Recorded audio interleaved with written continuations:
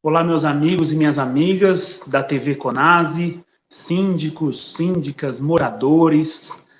Como é do conhecimento de todos, a gente tem acompanhado as diversas notícias, os noticiários, falando sobre as restrições, sobre o aumento da pandemia, o número de mortos, e a gente tem percebido aí em diversos estados, inclusive aqui em São Paulo, decretos trabalhando aí uma regressão das fases. Aqui, por exemplo, em São Paulo, nós temos as fases do Plano São Paulo em cores, e agora a gente voltou o estado inteiro para a fase vermelha.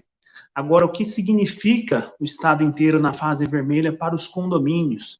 Isso é o que nós vamos aqui tratar nesse dia de hoje, através dessa dica.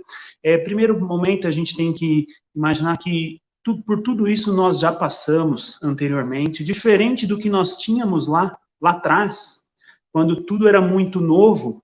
Hoje, cada síndico já conhece o seu condomínio, os síndicos já têm conhecimento e já têm, inclusive, protocolos que estão sendo aplicados dentro dos condomínios. Ou seja, diante disso, embora seja algo que está se repetindo, não é algo novo dentro dos condomínios.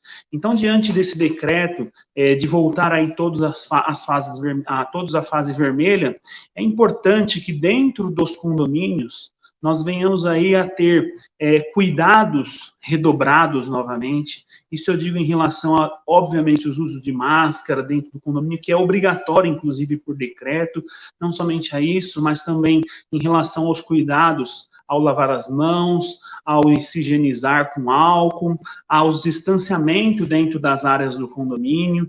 É importante destacar que, nesse momento, tem que ser evitado, posso dizer até proibido mesmo, os eventos que envolvam aglomerações dentro dos condomínios. Ou seja, aí a gente pode falar, por exemplo, durante esse período aí dos 15 dias, aqui do dia 6 de março até dia 19 de março, proibição de salões de festas nos condomínios, e até mesmo, se tivermos aí algumas assembleias que são presenciais, é importante que nós evitemos essas assembleias e até prorrogamos ela para um período posterior.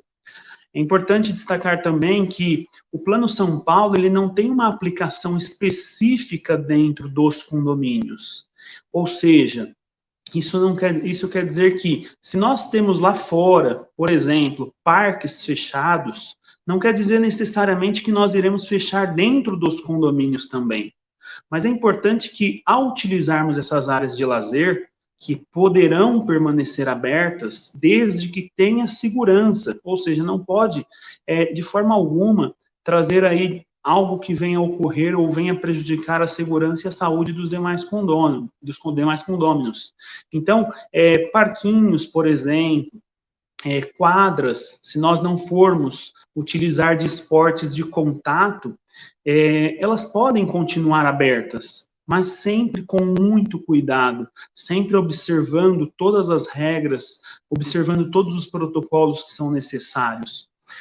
No tocante aos condomínios que fizeram assembleia, consultaram os seus condôminos e resolveram seguir exatamente o Plano São Paulo como uma base, nesses condomínios, sem dúvida nenhuma, que se houve todo um avanço e uma flexibilização, é importante que, nesse momento, pelo fato dos condôminos terem se comprometido com o Plano São Paulo, que haja também a regressão, da mesma forma como está havendo na cidade de São Paulo. Isso eu digo porque alguns condomínios fizeram essa opção.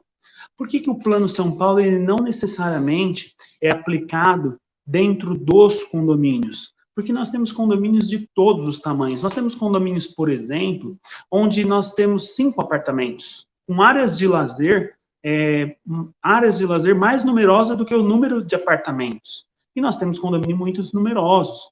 Então, diante disso, nós não teríamos possibilidade de ter uma aplicação dessa de forma totalmente horizontal dentro dos condomínios. mas diante de tudo isso que está acontecendo, é muito importante ficar aqui o recado ao síndico, que de fato tenha total controle sobre tudo o que está acontecendo, realmente faça aí os comunicados dentro dos condomínios, reforce os comunicados, se for necessário, ainda que nós venhamos a perceber a reincidência de condôminos não obedecendo às normas, que aplique as advertências que são necessárias, mas que comunique antes, no tocante, por exemplo, a todos os aparelhos, todos os mecanismos que nós podemos usar em relação a evitar, em relação ao álcool em gel, não manter dentro dos condomínios. No tocante às obras, por exemplo, se possível, mantê-las as que são necessárias.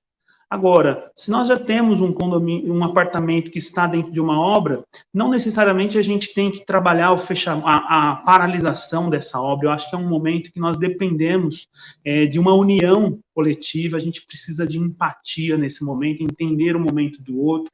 Sabemos que pessoas irão começar a trabalhar dentro de casa, mas ao mesmo tempo a gente tem na maioria dos condomínios, e aqui falando dos residenciais, a gente também tem as crianças que necessitam de ter alguma atividade, então nesse momento que a gente precisa de muita empatia, e fica aqui a nossa dica para o dia de hoje, e chamo vocês para que fiquem atentos aí à TV Conase, porque outras dicas serão colocadas aqui na TV Conase, não só na área de direito, mas em outras áreas também. Fica aqui o meu abraço a você, a minha solidariedade, e nosso desejo aqui, as nossas orações a Deus, para que tudo fique melhor e que a gente possa passar por isso o mais rápido possível. Um grande abraço.